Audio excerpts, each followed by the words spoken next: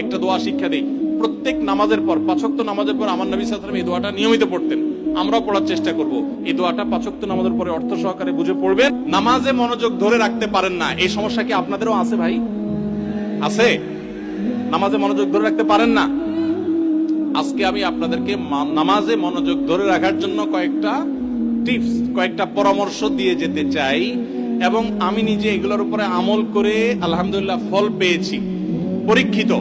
এরকম আমলগুলোর মধ্যে 1 নম্বর হলো, ভালো করে শুনেন, 1 নম্বর হলো চোখের হেফাজত করবেন। চোখের, মোবাইলে বা বিভিন্ন ভাবে চোখ দিয়ে হারাম জিনিস দেখেন, মেয়েদের ছবি দেখেন, ফিল্ম দেখেন, নাটক দেখেন, বিভিন্ন হারাম জিনিস দেখেন, এটা আপনি বন্ধ করেন। পরীক্ষামূলক 1 মাসের জন্য আপনি একটু চোখের রোজা করেন, আত্মনিয়ন্ত্রণে করার চেষ্টা করেন। যেই পুরুষ নিজেকে নিয়ন্ত্রণ করতে পারে না, সে আবার কিসের পুরুষ, সে আবার কিসের যুবক? নিজেকে নিয়ন্ত্রণ করার চেষ্টা করেন, এবং চোখের হেফাজত যদি আপনি করতে পারেন, আমি আপনাকে লিখিত দিতে পারি, টানা যদি আপনি দীর্ঘদিন আপনি এই কাজটা করেন, ইনশাআল্লাহ আপনি নামাজ এবং যে কোনো ইবাদতের স্বাদ পাবেন। শুরু করবেন অন্তত। দ্বিতীয়ত, হারাম উপার্জন ছাড়তে হবে। কি ছাড়তে হবে? হারাম খাওয়া ছেড়ে দেন, হালাল খাবার গ্রহণ করেন, এটাও ইবাদতে মনোযোগ সৃষ্টি করতে সহযোগিতা করে।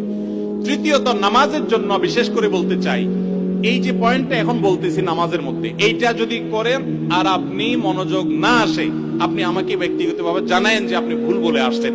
আমি আলহামদুলিল্লাহ এটার উপরে নিজে 100% উপকারিতা পেয়েছি, অনেককে পরামর্শ দিয়ে তাদের মধ্যে উপকারিতা পেয়েছি। সেটা হলো নামাজের টাইমিংটা বাড়িয়ে দেন, অর্থাৎ দীর্ঘ সময় নিয়ে নামাজ পড়েন। আপনার 4 রাকাত নামাজ পড়তে 5-6 মিনিট সময় লাগে, বা 6-7 মিনিট সময় লাগে, আপনি এটাকে ডাবল করে দেন। এবং সূরা ফাতিহা পড়ে একটু অপেক্ষা করে অন্য সূরা পড়েন, একটু সময় নেন। একইভাবে রুকুতে গিয়ে একটু লম্বা সময় ধরে তাসবিহ, সাধারণত আপনি 3 বার তাসবিহ পড়েন, এবার আপনি 6 বার 7 বার পড়েন, 9 বার পড়েন, আরো বেশি করে পড়েন, একটু সময় বেশি নেন। রুকু থেকে উঠেই আবার সিজদা যান সব সময়, আজকে সেটা করেন না।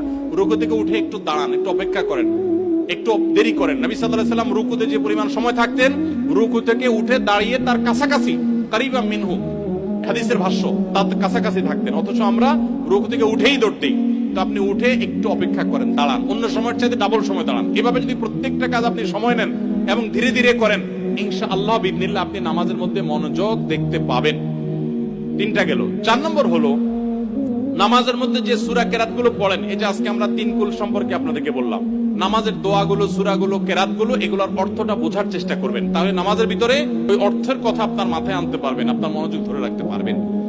আর আরেকটা পরামর্শ হলো, ইবাদত এবং নামাজে বিশেষ করে মনোযোগ সৃষ্টি করার জন্য আগে থেকে মনোযোগ নষ্টকারী বিষয়গুলো থেকে সরে আসেন। অনেকে আছে মোবাইল টিপতে টিপতে নামাজে দাঁড়ায়, নামাজে ঢোকার আগে, মসজিদে যাওয়ার আগে মোবাইল সুইচ অফ করে ফেলান এবং এরোপ্লেন মোড করে ফেলান, যাতে করে মেসেজ আসলেও টেন না পান। ইনশাআল্লাহ দেখবেন মনোযোগ আসবে। সেই সাথে আল্লাহর কাছে দোয়া করবেন। একটা দোয়া শিক্ষা দেই, প্রত্যেক নামাজের পর, 5 ওয়াক্ত নামাজের পর আমার নবী সাল্লাল্লাহু আলাইহি ওয়াসাল্লাম এই দোয়াটা নিয়মিত পড়তেন। আমরাও পড়ার চেষ্টা করব। আল্লাহুম্মা আইন্নি আলা যিকরিকা ওয়া শুকরিকা ওয়া হুসনি ইবাদাতিক। হে আল্লাহ, আমাকে আপনি সাহায্য করুন, আপনার জিকির যেন করতে পারি, আপনার শুকরিয়া যেন আদায় করতে পারি, এবং আপনার ইবাদতটা যেন সুন্দর মতো আদায় করতে পারি।